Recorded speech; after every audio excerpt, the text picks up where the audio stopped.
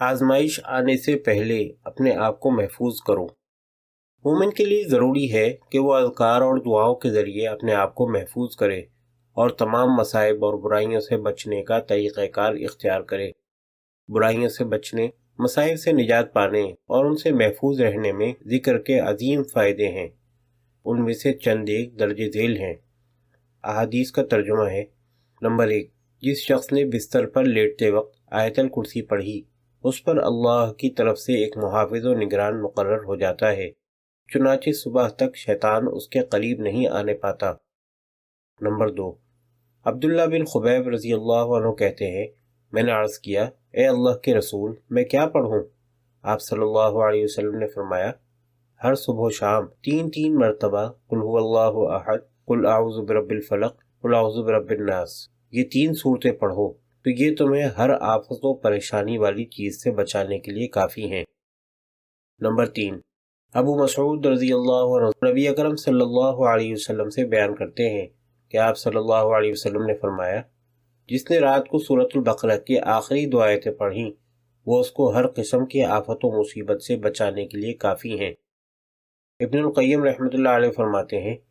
صحیح بات یہ ہے کہ گزشتہ حدیث کا مفہوم یہ ہے کہ سورۃ البقرہ کی آیتیں پڑھنا اسے ہر تکلیف دہ چیز کی شر سے بچانے کے لیے کافی ہے۔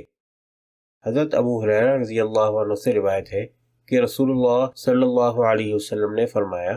جس شخص نے کسی مصیبت زدہ آدمی کو دیکھ کر پڑھا، الحمدللہ الذی عافانی مما ابتلاک بہ وفضلنی علی کثیر ممن خلق تفضیلا، جس کا ترجمہ ہے، سب تعریف اللہ کے لیے ہے جس نے مجھے اس مصیبت سے بچایا ہے جس میں تمہیں مبتلا کیا ہے، اور جس نے مجھے بہت سی دیگر مخلوقات پر فضیلت عطا کی ہے، تو وہ یعنی یہ دعا پڑھنے والا کبھی اس مصیبت میں مبتلا نہیں ہوگا۔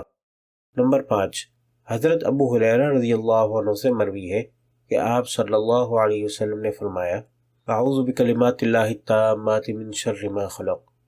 جس شخص نے شام کے وقت 3 مرتبہ یہ کلمات پڑھے، جس کا ترجمہ ہے، میں اللہ کے کامل کلمات کے ذریعے تمام مخلوق کے شر سے پناہ مانگتا ہوں، تو اسے اس رات ڈنگ مارنے والے جانور کا زہر نقصان نہیں پہنچائے گا۔ مذکورہ حدیث کی سند کے راوی سہیل رضی اللہ عنہ فرماتے ہیں، ہمارے گھر والے ان الفاظ کو یاد کر کے ہر رات ان کو پڑھتے تھے، تو ان میں سے ایک لونڈی کو کسی زہریلے جانور نے ڈنک مارا، مگر اس کو اس سے بالکل درد محسوس نہ ہوا۔ نمبر 6، خولہ بنت حکیم رضی اللہ عنہا رسول اللہ صلی اللہ علیہ وسلم سے بیان کرتی ہیں کہ آپ صلی اللہ علیہ وسلم نے فرمایا، جس شخص نے کسی جگہ پڑاؤ ڈالا پھر یہ کلمات پڑھے، اعوذ بکلمات اللہ التامات من شر ما خلق، تو اس کے اس جگہ سے کوچ کرنے تک کوئی چیز اس کو نقصان نہ پہنچائے گی۔ نمبر 7، حضرت عثمان بن عفان رضی اللہ عنہ فرماتے تھے کہ میں نے رسول اللہ صلی اللہ علیہ وسلم کو فرماتے ہوئے سنا، جس شخص نے شام کے وقت 3 مرتبہ یہ کلمات پڑھے، بسم اللہ الذی لا یضر مع اسمہ شیء فی الارض ولا فی السماء وہو السمیع العلیم، اللہ کے نام کے ساتھ جس کے نام کی برکت سے زمین و آسمان کی کوئی چیز نقصان نہیں پہنچا سکتی، تو اسے صبح تک کوئی بلائے ناگہانی نہیں پہنچے گی، اور جس نے صبح کے وقت 3 مرتبہ یہ کلمات کہے تو شام تک اس کو کوئی اچانک مصیبت نہیں پہنچے گی۔ اس حدیث کے راوی کہتے ہیں، اس روایت کو بیان کرنے والے آبان بن عثمان کو فالج ہو گیا۔ جب انہوں نے مذکورہ حدیث سنائی تو سننے والا شخص ان کی طرف دیکھنے لگا، یہ فرمانے لگے، تمہیں کیا ہوا ہے کہ تم میری طرف دیکھ رہے ہو؟ اللہ کی قسم، میں نے عثمان رضی اللہ عنہ پر جھوٹ نہیں بولا، اور نہ ہی عثمان رضی اللہ عنہ نے نبی صلی اللہ علیہ وسلم کے ذمے جھوٹ لگایا ہے، لیکن جس دن مجھے یہ فالج ہوا تھا اس دن مجھے کسی بات پر غصہ چڑھا ہوا تھا،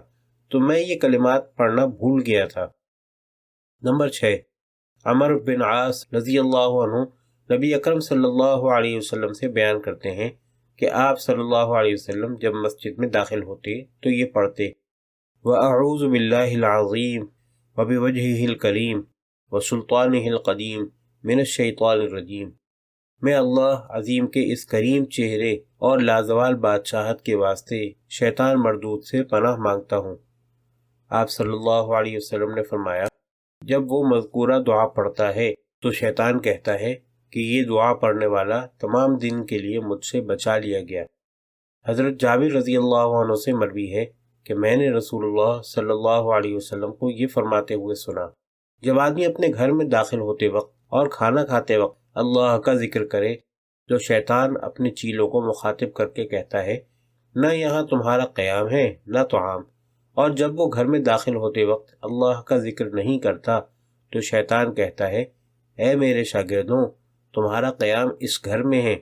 اور جب وہ کھانا کھاتے وقت بھی اللہ کا ذکر نہیں کرتا تو شیطان کہتا ہے، تمہارا قیام و طعام اسی گھر میں ہے۔ نمبر 10، حضرت انس بن مالک رضی اللہ عنہ سے مروی ہے، رسول اللہ صلی اللہ علیہ وسلم نے فرمایا، جس شخص نے اپنے گھر سے نکلتے وقت پڑھا، بسم اللہ توکلت علی اللہ لا حول ولا قوت الا باللہ، اللہ کے نام کے ساتھ میں گھر سے نکلتا ہوں، میں اللہ پر بھروسہ کرتا ہوں، اللہ کی توفیق کے بغیر کسی میں گناہ سے بچنے کی طاقت اور نیکی کرنے کی ہمت نہیں ہے۔ اس پڑھنے والے کے حق میں کہا جاتا ہے، تو کفایت کیا گیا، تیری رہنمائی کی گئی اور تو بچا لیا گیا۔ شیطان اس سے الگ ہو جاتا ہے اور دوسرے شیطان سے کہتا ہے، تو اس شخص کا کیا بگاڑ سکتا ہے جس کی اللہ کی طرف سے رہنمائی کی گئی، اسے کفایت کی گئی اور اسے ہر قسم کے شر اور خسارے سے بچا لیا گیا۔ نمبر 11، ابن عباس رضی اللہ عنہ سے مروی ہے کہ رسول اللہ صلی اللہ علیہ وسلم نے فرمایا، اگر لوگوں میں سے کوئی اپنی بیوی کے پاس جانے کا ارادہ کرے تو کہے، اس کا ترجمہ ہے، اللہ کے نام سے، اے اللہ ہم سے شیطان کو دور رکھ، اور جو اولاد تو ہمیں عطا کرے اس سے بھی شیطان کو دور رکھ۔ اگر اس ہم بستری کے ساتھ ان کے مقدر میں اولاد لکھی گئی ہو تو شیطان کبھی اس کو نقصان نہیں پہنچا سکے گا۔ یہ جو گزشتہ صفحات میں ہم نے ذکر اور دعائیں بیان کی ہیں، ان سے تم پر یہ واضح ہو جائے گا کہ بلا شبہ اللہ کے ذکر میں شیاطین سے بچاؤ ہے، نیز مصیبتوں اور برائیوں سے بچاؤ ہے۔ یہ تو محض مثالیں تھیں، ورنہ اس قسم کے اذکار اور دعائیں تو بہت زیادہ ہیں، لہذا ان کو زیادہ سے زیادہ یاد کرنے اور پڑھنے کی حرص پیدا کرو۔ اللہ کے اذن و حکم کے ساتھ وہ بہت سی برائیوں اور مصیبتوں سے تمہیں محفوظ رکھیں گی،